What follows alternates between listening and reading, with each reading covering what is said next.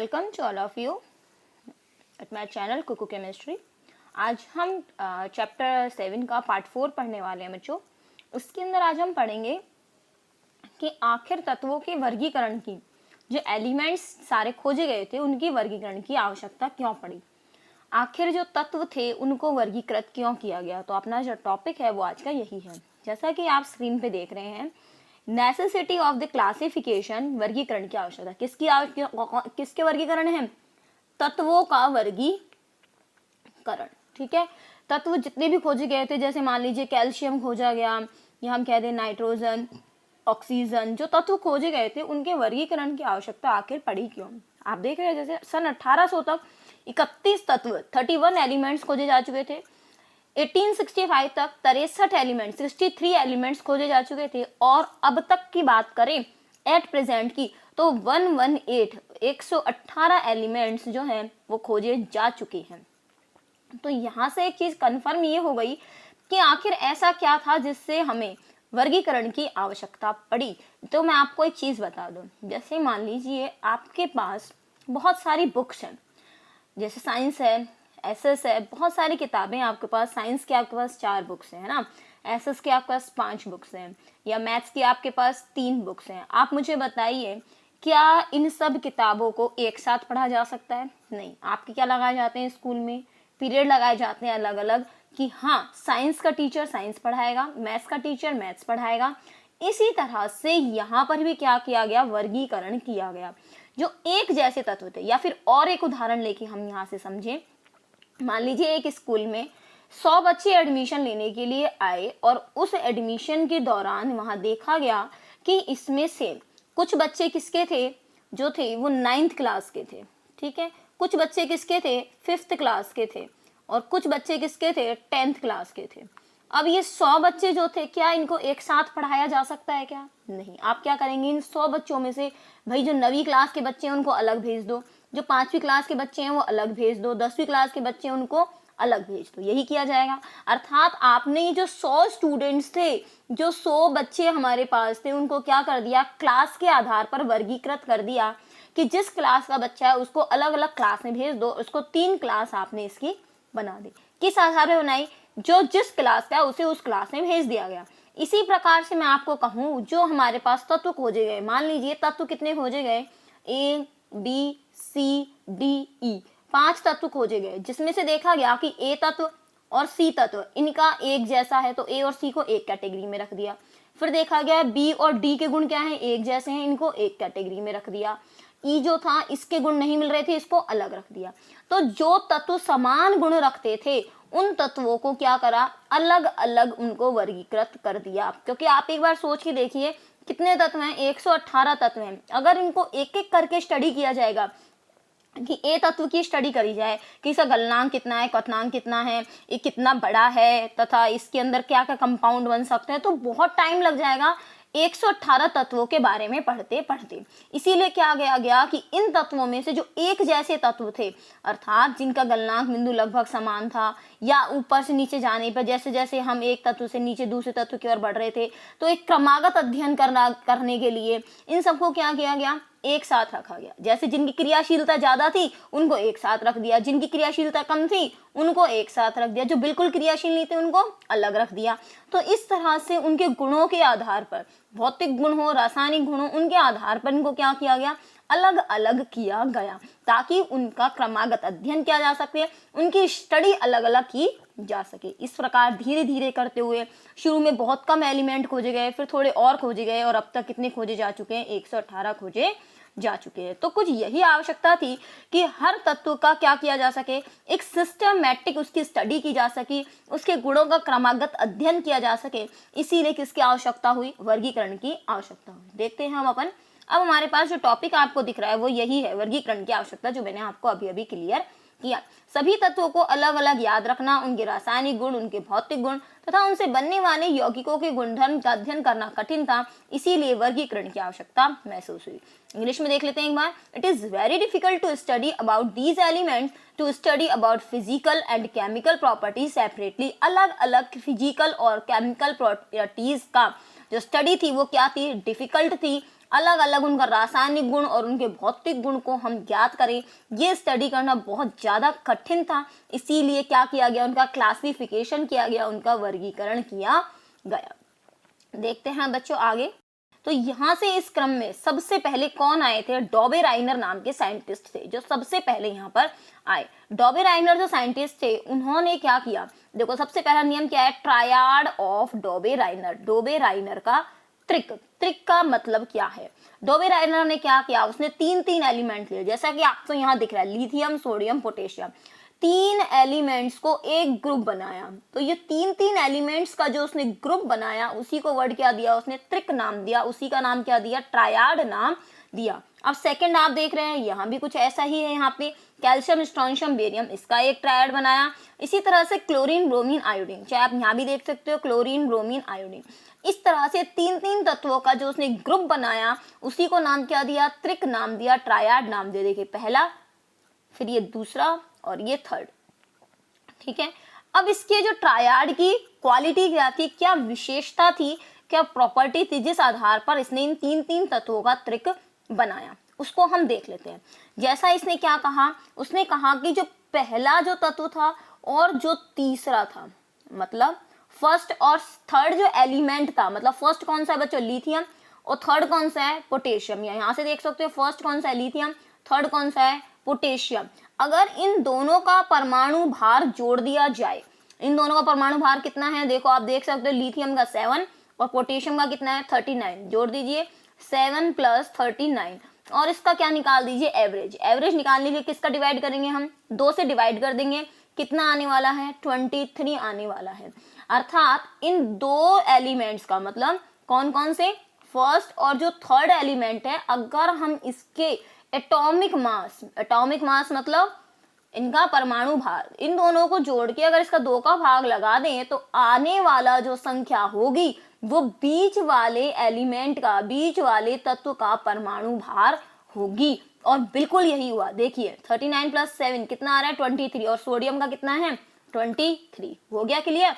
अब देखिए नेक्स्ट, देखिए हम यहाँ से नेक्स्ट भी यही कह रहा है हमारे पास, कौन सा है अपने पास, देखो यहाँ से एक कैल्शियम है, थर्ड क्या है, बेरियम है। कैल्शियम का कितना होता है बच्चों, 40, ठीक है।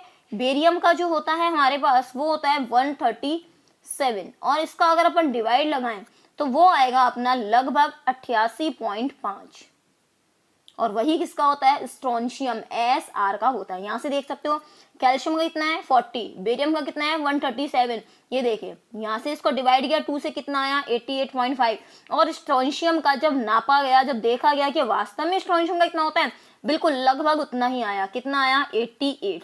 तो यहाँ से इसका जो ट्रायड था ये भी क्या हो गया, सही सिद्ध हो गया। अब उसने क्या करा, यहाँ से देखो, यहाँ से उसने थर्ड वाला जो ट्रायड था, क्लोरीन, ब्रोमीन, आयोडीन, ये बच्चों जो लिखा हुआ है ना, Cl लिखा हुआ है, थोड़ा सा हाइड हो गया है, क्या है, Cl। ये देखिए क्लोरीन, ब्रोमीन मतलब Br, आयोडीन मतलब I। ये देखिए ये Cl है, ये Br है, और ये कितना है I है। देखिए यहाँ से एक बार और, यहाँ से अपन कहें तो ये वाला क्या है बच्चों, Cl है, ये Br है, और ये क्या है अपना I है, ये इनके सिंबल है। और 35.5 क्लोरीन का, 127 किसका, आयोडीन का। ये देखिए ये हो गया यहाँ से, जब ये यहाँ से हो गया 2 का डिवाइड करा कितना है 81.25, और एक्चुअल में ब्रोमीन का कितना होता है 80, लगभग इसके बराबर आ गया। इट मीन्स यहाँ डॉबे राइनर का जो ट्रिक था, जो ट्रायड था, वो सफल हो गया कि पहला और जो तीसरा है, अगर मैं इस केस में डिवाइड कर दूं 2 का, तो हमारे पास आने वाला परमाणु भार किसका बचता है, सेकंड वाले का बचता है। और यहाँ से डॉबे राइनर इन 3 ट्रिकों में सफल हो गया। लेकिन दिक्कत क्या आई, ट्रायड जो था डॉबे राइनर का, इसके आगे सफल नहीं हुआ। कैल्शियम के बाद, किसके बाद, ये वाला जो 3 ट्रायड जो इसने बनाया, 1, 2 और ये 3, इन 3 के बाद डॉबे राइनर क्या हो गया, विफल हो गया। इसके बाद वो कोई ट्रायड नहीं बना सका, और इसके बाद डॉबे राइनर का नियम क्या हो गया, फेल हो गया। अब आपको पता है एक साइंटिस्ट जब फेल हो जाए तो दूसरा आने को बिल्कुल रेडी रहता है, तैयार रहता है कि हम अब इसमें क्या सुधार करें जिससे नियम जो है वो आगे सुधार के रूप में आए। एक बार लैंग्वेज में देख लेते हैं स्टूडेंट्स, यहाँ से हमने जो जो चीजें पढ़ी देख लीजिए एक बार बच्चों। डॉबे राइनर ने 3 तत्वों के समूह बनाए जिनको इनके भौतिक, वे रासायनिक गुण समान थे जिन्हें डोबे राइनर का तिक कहा गया। मध्य वाला तत्व मतलब ये वाले मध्य वाले तत्व का परमाणु भार शेष दो तत्व के परमाणु भार के औसत के लगभग बराबर था। इंग्लिश में देख सकते हो, Dobereiner made a group of three elements whose physical and chemical properties were same. These are called triad, ये सॉरी स्पेलिंग गलत लिखी हुई है, triad of डोबे राइनर and the atomic weight of middle element, middle मतलब ये वाला बात हो रहा है, was nearly equal to the average of atomic mass, nearly equal था, लगभग बराबर हो जाएगा तो कोई दिक्कत नहीं है अपने पास। टू एलिमेंट्स, ओके स्टूडेंट्स, यहाँ से अपना ये जो अपना जो रूल था, नियम था, ये अपना सिद्ध हो गया अपना। तो उसकी कमी भी अपन ने देख ली, 3 के बाद वो सफल नहीं हुआ, इसीलिए सेकंड रूल आया। सेकंड क्या था? Octave rule of Newland. कौन सा आया बच्चों? Octave rule of Newland, Newland का अष्टक नियम। न्यूलैंड का अष्टक नियम क्या कहता है? नाम से पता चल रहा है अष्टक नियम। देखें अष्टक नियम क्या चीज कहती है अपने पास। इसने क्या कहा? अगर हम तत्वों को इनके परमाणु भार के बढ़ते क्रम में, ये ध्यान रखना, इसका जो भी बेस था वो क्या था? परमाणु भार का बढ़ता क्रम। क्या था हमारा भी? इसका भी क्या था? परमाणु भार का बढ़ता क्रम। इसने किस अकॉर्डिंग रखा? परमाणु भार के बढ़ते हुए क्रम में रखा। ठीक है, ये ध्यान रखिएगा। न्यूलैंड का भी आधार क्या था बच्चों? परमाणु भार था। देखो किस तरह से रखा उसे परमाणु भार के बढ़ते क्रम में। यहाँ पे लिथियम, लिथियम से ज्यादा किसका है? बेरिलियम, बेरिलियम से ज्यादा बोरोन, फिर कार्बन, फिर नाइट्रोजन, फिर ऑक्सीजन और फिर फ्लोरीन। देखो आप देख सकते हो 7, 9, 11, 12, 14, 16, 19। इट मीन्स परमाणु भार जो है वो इस दिशा में जाने पर बढ़ता जा रहा है। अब उसने कहा कि जैसे ही फ्लोरीन के बाद हम 8वां तत्व लेते हैं, देखो 1, 2, 3, 4, 5, 6, 7, उसके बाद जैसे ही हम 8वां तत्व लेते हैं सोडियम, तो उसके बाद आने वाला 8वां तत्व ये कौन सा हुआ? 7वां। गिन लीजिए हम 1, 2, 3, 4, 5 और ये 6। उसके बाद जो आने वाला तत्व कौन सा? 8वां, वो है अपना सोडियम। अब ये जो आने वाला 8वां तत्व था सोडियम, इसके भी जो अपने पास प्रॉपर्टीज थी, गुण थे, वो किसके जैसे थे? लिथियम के जैसे थे। अब यहाँ भी देखिए क्रम लगातार क्या हो रहा है? बढ़ता जा रहा है। जैसे ही क्लोरीन के बाद आने वाला जो 8वां तत्व क्या था? वो पोटेशियम था। अर्थात 1 से 7 तक तत्व रखने के बाद आने वाला 8वां तत्व पहले तत्व से समानता रखता था। इसीलिए इस नियम का नाम क्या दिया गया? ऑक्टेव रूल दिया गया, अष्टक नियम दिया गया। यहाँ से अगर हम देखें कि बेरिलियम, इसके बाद 8वां तत्व, इसमें कौन सा है? मैग्नीशियम, इसका कौन सा है? एल्यूमिनियम है। तो ये सब आपस में क्या रखते हैं? समानता रखते हैं। इसकी तुलना संगीत के साथ सुरों से भी कर सकते हैं। जैसे संगीत में आप जानते हैं सबसे पहले क्या आता है? सा, रे, गा, मा, पा, धा, नी। उसके बाद ये 7 सुर होते हैं। उसके बाद नी के बाद वापस रिपीट क्या होता है? सा, सा, रे, गा, मा, पा, धा, नी। और नी के बाद 8वां सुर वापस से क्या आता है बच्चों? सा आता है। इसी प्रकार से अगर यहाँ भी तत्वों की पुनरावृत्ति की जाए तो आने वाला जो 8वां तत्व है सोडियम, उसके गुण लगभग लिथियम के जैसे ही होते हैं। इस प्रकार न्यूलैंड ने इसको बताया। अब यहाँ कमी का क्या क्या रह गई वो हम देख लेते हैं एक बार, कि वास्तव में देखिए न्यूलैंड के अष्टक नियम की एक बार कमी हम देख रहे हैं, क्या क्या रह गई है यहाँ से। तो यहाँ पे पहली कमी क्या थी कि न्यूलैंड का जो अष्टक नियम था बच्चों, पहली कमी ये थी कि न्यूलैंड का अष्टक नियम कैल्शियम के आगे फॉलो नहीं हुआ, कैल्शियम तक आके ये नियम रुक गया। ठीक है, इसके बाद की दूसरी कमी क्या रही अपनी? दूसरी कमी ये रही कि न्यूलैंड के समय में कितने तत्व खोजे गए थे? 56 तत्व खोजे गए थे और 56वां तत्व था थोरियम। और फिर उसने कह दिया इसके आगे कोई नए तत्व की खोज नहीं होगी। तो पहली कमी पता चल गई हमें, कैल्शियम के आगे फॉलो नहीं हुआ। दूसरी कमी, उसने कहा 56 तत्व खोजे जा चुके हैं और 56वां तत्व थोरियम है, अब आगे कोई और तत्व नहीं खोजा जाएगा। तीसरी कमी क्या रही, जो इसकी भारी कमी रही, वो ये थी कि इसने कहा था कि आने वाला जो 8वां तत्व है, 7वें के बाद उसके समय आने वाला 8वां तत्व क्या था? सोडियम था। जबकि अब हम जानते हैं कि फ्लोरीन जो 9 नंबर पे आता है, इसके बाद 10वें नंबर पर आने वाला जो तत्व होता है वो क्या होता है? नियोन होता है। अगर यहाँ से सोडियम को हटा दिया जाए और नियोन को रख दिया जाए तो लिथियम और नियोन के जो गुण हैं वो आपस में मैच नहीं करते। अर्थात अक्रिय गैसों की खोज होने के बाद यह नियम पूरी तरह से क्या हो गया? फेल हो गया, गलत हो गया। तो यहाँ से तीसरी कमी ये रही कि अक्रिय गैसों की खोज के बाद यह नियम क्या हो गया, फेल हो गया। चौथी कमी क्या रही इसकी, यहाँ से इसने जो ये नियम था ये केवल और केवल हल्के परमाणुओं के लिए था, क्योंकि कैल्शियम तक जो परमाणु देख रहे हो ये यहाँ तक सही बैठ रहा है। 40 है इसका परमाणु भार, अगर किसी का परमाणु भार मान लीजिए 200 है या 100 है तो उस समय यह नियम आगे लागू नहीं हुआ। तो यह नियम किसके लिए था, केवल हल्के परमाणुओं के लिए था, भारी परमाणु के लिए यह नियम नहीं रहा सेट। तो उसने कहा कि पहली बात तो और तत्व खोजे नहीं जाएंगे, दूसरा उसने ये कह दिया कि कैल्शियम तक ये नियम लागू हो पाया, अक्रिय गैसों की खोज के साथ साथ यह नियम क्या हो गया, विफल हो गया। तो ये न्यूलैंड गेस्टक नियम की कमियां रही। लेकिन आगे आने वाले तत्व आगे आने वाले साइंटिस्ट ने देखे इसमें क्या क्या सुधार किए, वो अब हम यहाँ से देख। इससे पहले एक बार देख लीजिए इसके नियम वगैरह क्या थे। न्यूलैंड ने उनके तत्वों को परमाणु भार के बढ़ते क्रम में व्यवस्थित किया, बता दिया। उन्होंने पाया कि 8वें तत्व के गुण पहले तत्व के समान थे। अभी अभी हमने देखा लिथियम और सोडियम, इसके गुण लगभग क्या होंगे, समान, जो एक दूसरे के नीचे रखे जाते हैं। कैसे गुण समान होंगे इसको भी हम पढ़ेंगे। और तुलना किससे की, संगीत के 7 स्वरों से की। 7 स्वर की तुलना मैंने बता दी, सा रे गा मा पा धा नी। 7 सुर होते हैं, 8वां सुर कौन सा आएगा, फिर से सा आएगा। इसी प्रकार से यहाँ आने वाला 8वां तत्व कौन सा था, सोडियम था, जिसके गुण लिथियम से मैच करते हैं। इंग्लिश में देख लेते हैं। Arrange the elements in increasing atomic weight and found that properties of every eighth element was similar to the first element। आने वाले 8वें एलिमेंट की प्रॉपर्टी जो थी वो फर्स्ट एलिमेंट के क्या थी, इक्वल थी। आगे इसकी कमियां देख लीजिए, हालांकि मैंने इससे कमी ज्यादा बताई है आपको। पहली बात, it is only applicable up to calcium, यह केवल कहाँ तक लागू हो पाया बच्चों, कैल्शियम तक। It is applicable only for lighter element, lighter element मतलब केवल हल्के तत्व जिनके परमाणु भार कम थे। और तीसरी, आप इसी के साथ चाहें तो नोट कर सकते हैं कि यह अक्रिय गैसों की खोज के साथ यह नियम फेल हो गया। अक्रिय गैसों की खोज के साथ यह नियम फेल हो गया। ठीक है, अक्रिय गैसों की खोज जैसे ही हुई यह नियम क्या हो गया, फेल हो गया। मैं आपको एक चीज और बता दूं बच्चों, आपके बुक्स के ही पॉइंट हैं, कोई एक्स्ट्रा पॉइंट मैंने यहाँ से नहीं लिए हैं। तो आप जितना भी नोट डाउन करने की जो समस्या हो कि हम बाद में नोट कर लेंगे, वो आपको यहाँ से नहीं आएगी। बुक से आप स्टडी कर सकते हो यहाँ से समझने के बाद। ठीक है, एक चीज मैं आपको बता दूं, अगर आपके छोटे भाई बहन या सॉरी बड़े भाई बहन आपके 12th क्लास में हो तो इस चैनल पे आपकी 12th क्लास की केमिस्ट्री की क्लासेस भी चल रही हैं। आने वाली 12th की वीडियो से आप कंफ्यूज ना हो कि बीच में 10th के साथ ही 12th का वीडियो क्यों आ रहा है। जनरल साइंस है, मतलब केमिस्ट्री और साइंस से रिलेटेड जो भी आपका मटेरियल है वो इसी चैनल पर उपलब्ध है बच्चों। चलिए अब आगे हम देखते हैं आगे का अपना, क्यों न्यूलैंड के बाद कौन आया जिसने इस समस्या को सुधार दिया और इससे हमें समझ में आया। देखिए अब इसके बाद कौन आए।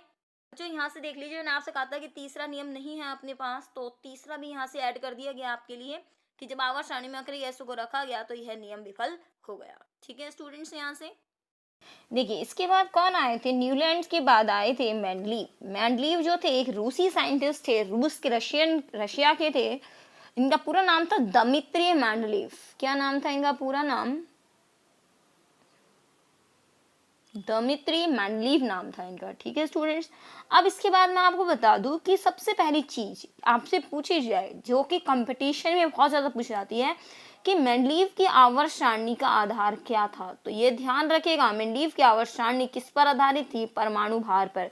Periodic table based upon atomic weight, atomic weight पर जो थी मेंडलीव की पीरियोडिक टेबल जो थी आधारित थी। अभी तक जितने भी आई थी, अगर हम बात करें न्यूलैंड की या बात करें डॉबराइनर की, तो उनकी भी आवर्त सारणी उन्होंने जो अपने नियम दिए वो सब किस पर आधारित थे, परमाणु भार पर आधारित थे।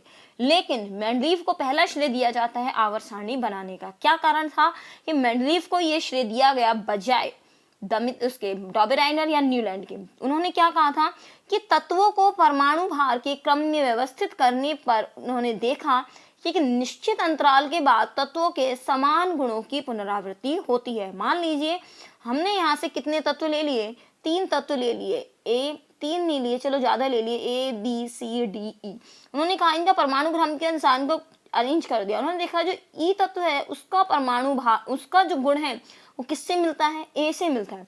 तो उन्होंने देखा कि निश्चित अंतराल के बाद ही इनके गुणों में पुनरावृत्ति हो रही है। इसका मतलब ए और ई के बीच में कितने तत्व हैं, 3। जैसे मान लीजिए इन्होंने कहा A B C D E F G H.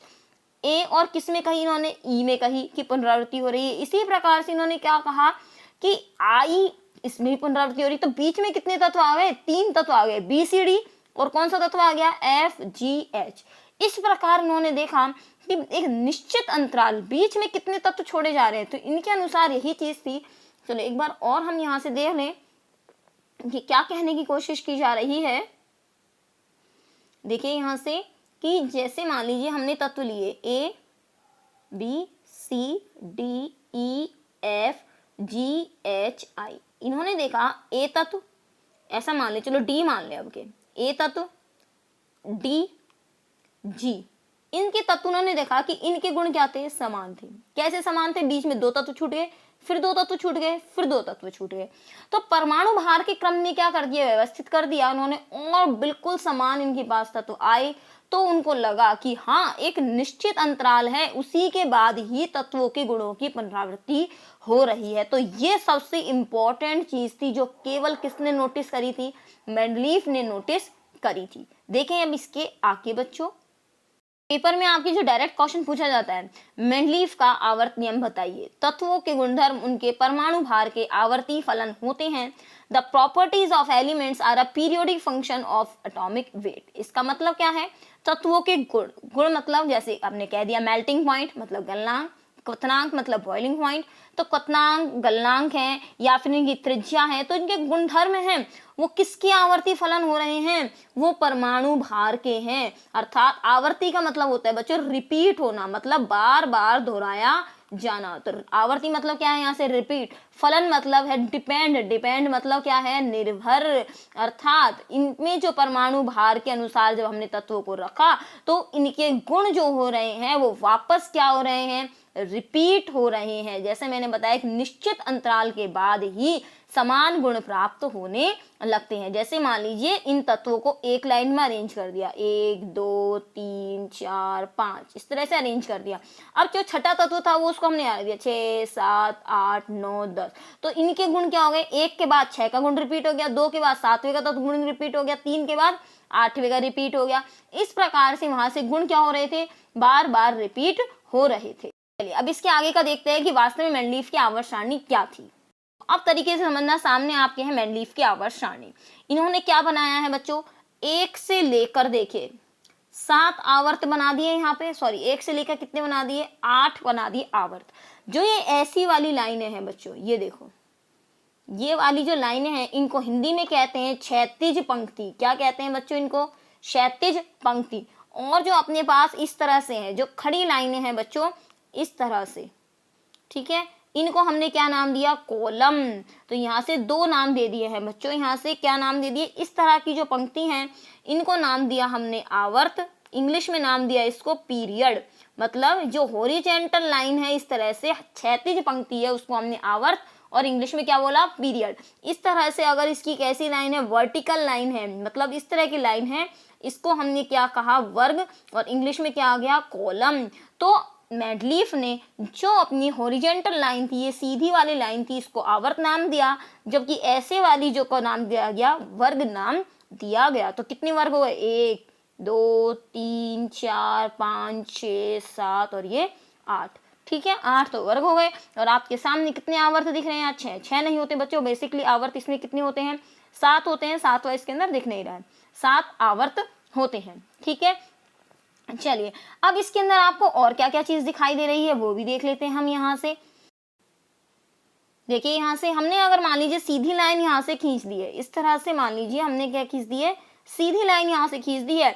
तो ए कॉलम जो आ रहा है जो 2 भागों में बटा हुआ है, ए और बी में, तो hydrogen, lithium, sodium, potassium, rubidium और सीजियम। जबकि बी कॉलम में कौन सा आ रहा है, कॉपर, सिल्वर और ये गोल्ड। तो इस तरह से 2 भागों में बांटा है। आप देखो यहाँ पे देख सकते हो, ये भी बांट रखा 2 में बांट रखा है। ये देखो क्रोमियम अलग हो गया, मोलिब्डेनम और टंगस्टन, ये ऑक्सीजन, सल्फर, सेलेनियम, टेल्यूरियम दिख रहे हैं आपको। तो ये यहाँ से अलग। तो प्रत्येक कॉलम को इसी तरह से 2 में क्या कर दिया गया, डिवाइड कर दिया गया। मेंडलीफ की आवर्त सारणी की एक विशेषता और थी जिसके कारण इसको सबसे ज्यादा सम्मान मिला। इसने अपनी आवर्त सारणी में बीच बीच में खाली स्थान छोड़े। ये देखिए, ये खाली स्थान है, यहाँ खाली स्थान है, यहाँ देखिए ये खाली स्थान है। इसने बहुत सारी जगह क्या छोड़े बच्चों, खाली स्थान छोड़े। दूसरी चीज, यहाँ आपको ग्रुप्स कितने दिख रहे हैं, देखो 8 दिख रहे हैं। इसके आवर्त सारणी में एक ग्रुप यहाँ भी खाली छोड़ा गया था, ये ग्रुप लिख रहा है और ये फर्स्ट लिख रहा है ना आपके सामने, एक ग्रुप और फर्स्ट। यहाँ पर एक शून्य वर्ग और जोड़ा गया, जो किसके लिए था, नोबल गैसेस के लिए था, अर्थात अक्रिय गैसों के लिए था।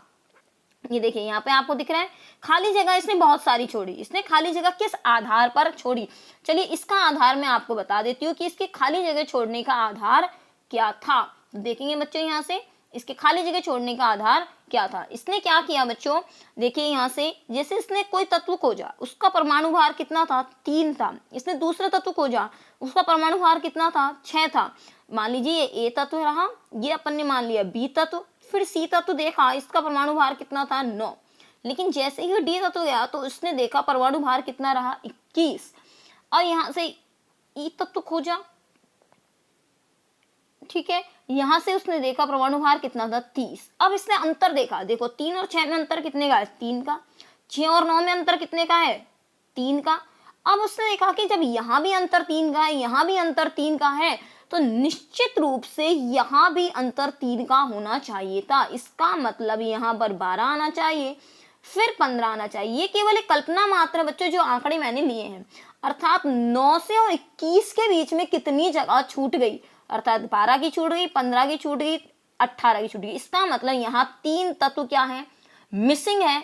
इसी आधार पर इसको अंदाजा लगा कि हाँ अभी प्रकृति में और तत्व खोजे जाने बाकी हैं। और यही मेंडलीफ की आवर्त सारणी की बच्चों सबसे बड़ी उपलब्धि रही, सबसे बड़ी अपॉर्चुनिटी रही, क्योंकि इससे पहले जितने भी साइंटिस्ट आए थे उन्होंने इस चीज को नहीं बताया कि हाँ अभी प्रकृति में और तत्वों का खोजा जाना बाकी है। तो उसने इसी आधार पे बताया था कि और भी तत्व खोजे जाने बाकी हैं। अब एक बात बताइए, जब तक हमें पता ही नहीं होगा कि तत्व और भी खोजे जाने हैं, क्या उनकी खोज करना आसान होगा? तो मेंडलीफ ने सभी साइंटिस्ट के सामने एक क्वेश्चन यहाँ पर रख दिया कि हाँ तत्व अगर खोजे जाएंगे, तो जैसे मैंने अभी आपको बताया 3, 6, 9 और 21, तो निश्चित रूप से ये जो जगह खाली है वहीं इन तत्वों को रखा जाएगा। तो उसके खाली जगह छोड़ने से इस चीज की हिंट मिल सकी हर एक को कि यहाँ अभी प्रकृति में और तत्वों का खोजा जाना बाकी है। उसने खाली जगह छोड़ी इसीलिए थी कि ताकि यहाँ पर तत्वों को रखा जा सके और सारणी में कोई बदलाव नहीं हो। अगली चीज, इसने कुछ ऐसे तत्वों की भी भविष्यवाणी कर दी जो प्रकृति में खोजे नहीं गए थे, लेकिन उसने कहा अगर वो तत्व खोजे गए तो उनका स्थान यहाँ पर निश्चित किया जाएगा। जैसे मैं आपको बता दूं, इस आधार पर उसने गैलियम जो तत्व है ये मेंडलीफ के समय खोजा नहीं गया था बच्चों। जो Ga गैलियम एक तत्व है, इसका गलनांक कितना कम होता है कि इसको हथेली पे रखते ही पिघल जाता है, ये मैं आपको बता देती हूँ। इस तत्व की खोज मेंडलीफ के समय नहीं हुई थी, लेकिन गैलियम के तत्व का क्या गलनांक होगा अगर जब ये खोजा जाएगा, इसकी जगह कहां पर होगी, ये किससे समानता रखेगा, इसके गलनांक, इसके क्वथनांक, इसका परमाणु भार, इसके ऑक्साइड का क्या सूत्र बनेगा, वो सभी मेंडलीफ यहाँ पर बता चुका था। अर्थात भविष्य में खोजे जाने वाले तत्व की इसने हर एक जानकारी जो थी वो हर एक उसको दे दी तथा उसका स्थान भी बताया और उसका नाम क्या रखा, एका एल्यूमिनियम। क्या नाम रखा उस तत्व का, एका एल्यूमिनियम। जब तक गैलियम खोजा नहीं गया था तब तक उसने उसका नाम क्या दिया, एका एल्यूमिनियम। एका एल्यूमिनियम क्यों दिया, क्योंकि इसके जो गुण थे वो एल्यूमिनियम से समानता रखते थे और उसकी जगह भी कहाँ थी, एल्यूमिनियम के जस्ट नीचे थी। तो उसने इस तत्व का नाम क्या दिया, एका एल्यूमिनियम। की भविष्य में एक तत्व खोजा जाएगा जिसके गुण जो होंगे वो एका एल्यूमिनियम के समान होंगे और इसमें मेंडलीफ 100% इसमें सही निकला। तत्व वास्तव में खोजा गया और उसका नाम बाद में रखा गया गैलियम। तो ये सबसे बड़ी उपलब्धि रही कि जो तत्व अभी तक खोजा नहीं गया था उसको मेंडलीफ ने खोजकर बता दिया। तो ये सबसे बड़ी उपलब्धि रही। देखें एक बार हम इसके पॉइंट्स देख लेते हैं बच्चों, बहुत सारा मटेरियल इकट्ठा हो गया, माइंड से मिस हो जाता है। एक बार देख लेते हैं ना कि आपके कौन कौन सी कंफ्यूजन नहीं होता कि आपको। देखिए यहाँ से कि आवर्त सारणी को ऊर्ध्वाधर स्तंभ और क्षैतिज पंक्तियों में, मतलब ऊर्ध्वाधर तो मतलब होता है ये वाला खड़ी लाइन, और क्षैतिज होती है ये वाली, अर्थात ऊर्ध्वाधर को इंग्लिश में बोलते हैं वर्टिकल और क्षैतिज को इंग्लिश में बोलते हैं हॉरिजॉन्टल। हॉरिजॉन्टल रोज और वर्टिकल कॉलम से विभाजित किया गया। जो हॉरिजॉन्टल रोज थी, ऊर्ध्वाधर स्तंभ थी, इनको कॉलम कहा गया, और जो इस तरह थी उनको क्या गया, रोज कहा गया, आवर्त कहा गया। कितने उपवर्ग थे? 2। अभी भी दिखाया, ए तथा बी उपवर्ग में विभाजित किया गया। यहाँ से अब आप देख लीजिए, जिसकी मैंने बात की कि यहाँ से जो मेंडलीफ था उसने भविष्य सूचक तत्व का नाम क्या रखा, ए का एल्यूमिनियम, और जो भविष्य में खोजा गया उसका नाम क्या था, गैलियम। उसने कहा कि ए का एल्यूमिनियम का परमाणु भार जो होगा वो 68 होगा, उसकी कैलकुलेशन के अनुसार कितना निकला, 70, लगभग समान था। उसने कहा घनत्व 5.9 होगा, और निश्चित रूप से गैलियम घनत्व कितना होता है, 5.9। उसने कहा गलनांक कम होगा, बिल्कुल गलनांक उसको कम मिला, 302 केल्विन गलनांक बहुत ज्यादा नहीं होता बच्चों, मैं आपको बता रही हूँ। गैलियम को अगर हम हथेली पे रखें तो गैलियम पिघल जाता है, बहुत कम गलनांक होता है। ऑक्साइड का सूत्र E2O3 बताया, जब गैलियम आ गया तो E को हटा के क्या रख दिया गया, गैलियम रख दिया गया। तो आप देख रहे हैं जो मेंडलीफ ने बताया वही गैलियम के साथ हुआ। इसी प्रकार से ए का सिलिकॉन, शब्द ए का सिलिकॉन क्यों दिया गया ये बता देती हूँ, क्योंकि आवर्त सारणी में जहां पर क्या होता है बच्चों, सिलिकॉन होता है, क्या होता है, जहाँ पे सिलिकॉन होता है उसी के नीचे जगह खाली छोड़ी गई, और यहाँ पर आने वाले तत्व का नाम क्या रख दिया, ए का सिलिकॉन।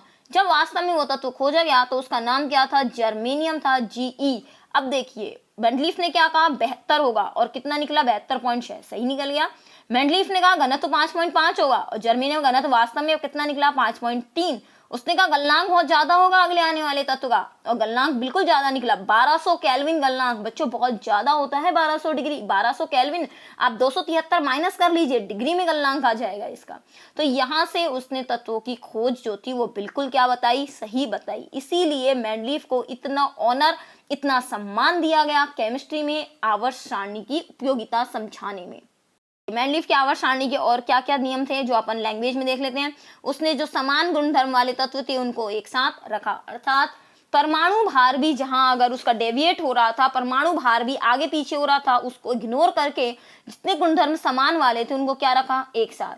जो तत्व खोजे नहीं गए थे उनके लिए भी ब्लैंक स्पेस छोड़ दिया। He leaves the blank space which elements are not discovered at that time. जो तत्व उस समय खोजे नहीं गए थे उनके लिए भी खाली स्थान छोड़ा, और भविष्य में क्या तत्व खोजे जाएंगे उनको प्रिडिक्ट कर दिया, उनकी भविष्यवाणी कर दी। बच्चों ये 3 तत्व अच्छे से याद कर लीजिएगा, कौन कौन से थे। ए का बोरोन, उसने नाम दिया था मेंडलीफ ने, तत्व कौन सा खोजा गया उसकी जगह, स्कैंडियम। ए का एल्यूमिनियम, भविष्य में खोजे जाने वाले तत्व, गैलियम। और ए का सिलिकॉन की जगह क्या आएगा, जर्मेनियम। ये 3 याद कर लेना, बोर्ड एग्जाम की दृष्टि से बहुत ज्यादा इंपॉर्टेंट है स्टूडेंट्स। यहाँ से मैंने उसने कहा कि समान गुणधर्म वाले तत्वों को एक साथ रखा। देखिए यहाँ से समान गुणधर्म वाले कौन कौन से थे, ये देखिए आयरन, कोबाल्ट और निकल। यहाँ से देखिए ये समान थे, इनको एक साथ रख दिया। उसने परमाणु भार को भी बाद में सोचा। देखो इसने यहाँ पे एक चीज मैं आपको दिखा दूं, यहाँ से देखिए कोबाल्ट का कितना है परमाणु भार, 58.93, 58.93, और निकल का कितना है 58.71। लेकिन उसने देखा कि निकल का कम है, निकल का क्या है, कम है, कोबाल्ट का क्या है, ज्यादा। फिर भी कोबाल्ट को पहले रखा, निकल को बाद में, क्योंकि उसका गुण जो था, कोबाल्ट का गुण किससे मैच कर रहा था, RH से मैच कर रहा था, यहाँ से रोडियम से मैच कर रहा था। इसीलिए उसने कोबाल्ट के नीचे रोडियम को रखा, RH को रखा। तो उसने इसको ध्यान नहीं दिया, और यही उसकी क्या बन गई, कमी भी बन गई। तो यहाँ से आपको ये चीज क्लियर हुई होगी। स्टूडेंट्स देख लेते हैं कि मेंडलीफ की आवर्त सारणी की क्या कमियां रही। कुछ स्थानों पर परमाणु भार के बढ़ते क्रम का पालन नहीं किया। वो अभी मैंने बताया आपको, कोबाल्ट और निकल, इसी को बताया ना 58.71, कि आना तो निकल को पहले चाहिए था, लेकिन आ कौन गया पहले, कोबाल्ट आ गया। क्यों आ गया, एक बार ये देख ले हम यहाँ से। सेम चीज वही, कोबाल्ट को बाद में रखना चाहिए था, जबकि निकल को कहाँ रखना चाहिए था, पहले रखना चाहिए था यहाँ से। लेकिन इसने किसको रखा पहले, कोबाल्ट को रखा। यहाँ से कोबाल्ट को रखा, निकल को कहाँ रखा, बाद में। तो इस नियम को इसने यहाँ फॉलो नहीं किया। उसने निकल को पहले रखना चाहिए था, क्योंकि निकल का परमाणु भार कम है और कोबाल्ट का क्या है, ज्यादा है। देखिए यहाँ से दूसरा बिंदु, समान गुण वाले तत्व अलग वर्ग में हो गए और असमान गुण वाले तत्व एक ही वर्ग में आ गए। Similar pair of elements were placed in different group while similar elements were placed in same group. मतलब एक जैसे जो थे वो तो अलग ग्रुप में कर दिए, और जो एक जैसे, जबकि similar element were placed in different group आएगा। बच्चों यहाँ पे गलत लिखा हुआ है, यहाँ वर्ड आएगा similar pair of element were placed in different group. Sorry, यहाँ एक सेकंड में आपको बता दूं, ये थोड़ा सा मिसमैच हो गया यहाँ से। Similar pair of elements were placed in different group while different element placed in same group. यहाँ डिफरेंट वर्ड आएगा। ओके स्टूडेंट, असमान वाले गुण तत्व एक वर्ग में रखें। कैसे रखें एक बार देख लेते हैं। देखिए यहाँ से जो कॉपर है, इस धातु को कहाँ रखा जाना चाहिए था? वैसे अगर हम देखें तो कॉपर, सिल्वर, गोल्ड इनको रखा जाना चाहिए था इनके साथ, क्योंकि धातु लोहा, तांबा, चांदी वो सब एक ही धातु में आ जाते हैं। यहाँ रखा जाना चाहिए था, जबकि इनको इससे क्या कर दिया बच्चों? अलग कर दिया। अलग नहीं रखा जाना चाहिए था। देखें हम इसके आगे, समस्थानिकों को कोई स्थान नहीं दिया गया। अब देखिए समस्थानिक क्या होते हैं। देखिए एक हमने परमाणु लिया हाइड्रोजन, एक और लिया हाइड्रोजन। इसमें परमाणु तो समान होता है, लेकिन इनके परमाणु क्रमांक तो क्या होते हैं बच्चों? समान, 1 1। लेकिन इनके परमाणु भार क्या होते हैं? अलग अलग होते हैं। जैसे अगर मैं इसका हाइड्रोजन का बता दूं तो बच्चों हाइड्रोजन के 3 समस्थानिक होते हैं। हाइड्रोजन के समस्थानिक 3 है, 1 1 1। ये तो परमाणु क्रमांक हो गया। ये इसके ऊपर मैंने लिख दिया इसका परमाणु भार। इन तीनों में इसका नाम होता है प्रोटियम, इसका नाम ड्यूटीरियम, इसका नाम ट्राइटियम। हाइड्रोजन समस्थानिक वे होते हैं जहां परमाणु क्रमांक तो समान हो लेकिन परमाणु भार अलग अलग हो। चूंकि यह सारणी परमाणु भार पे आधारित थी तो इसके तीनों परमाणु भार अलग अलग है और तीनों को स्थान मिलना चाहिए। लेकिन मैं आपको बताऊं, अच्छा हुआ कि मेंडलीफ ने इनको अलग अलग स्थान नहीं दिया, क्योंकि जो नई आवर्त सारणी है वहां समस्थानिकों को स्थान ऐसे नहीं दिया गया है।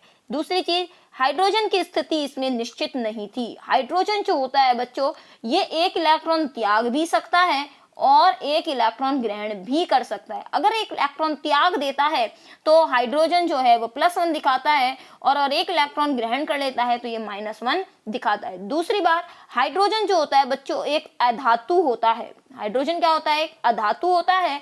जबकि हाइड्रोजन किस वर्ग में रखा गया है? ये लिथियम सोडियम के साथ इसके दे रहा है। देखें एक बार इसको, आप यहाँ देख सकते हो हाइड्रोजन किस स्थान में दिखाई दे रहा है? यहाँ lithium, sodium, potassium, rubidium, caesium.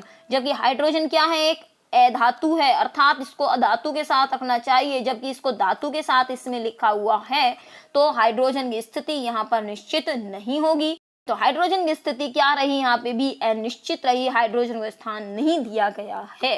एक चीज और है बच्चों, लैंथेनाइड और एक्टिनाइड कुछ तत्व और होते हैं जिसको हम आधुनिक आवर्त सारणी जब पढ़ेंगे तो वहां जान जाएंगे। इसको भी कोई स्थान इसके अंदर नहीं मिला है। लैंथेनाइड तत्व जो La के बाद आते हैं, एक्टिनाइड तत्व जो AC के बाद आते हैं। ठीक है, इसको हम और डिटेल में पढ़ेंगे। कंफ्यूज मत होना, परेशान मत होना लैंथेनाइड एक्टिनाइड के लिए। तो आशा करती हूँ यहाँ तक का आपको मटेरियल समझ आ गया होगा। बच्चों फिर से कह रही हूँ, नोट करने के लिए परेशान मत होना। बुक से आप पढ़ सकते हो, यहाँ से आप समझ सकते हो। लॉकडाउन की पढ़ाई है, हम थोड़ा इसको कोशिश करेंगे और बेहतर बनाने की।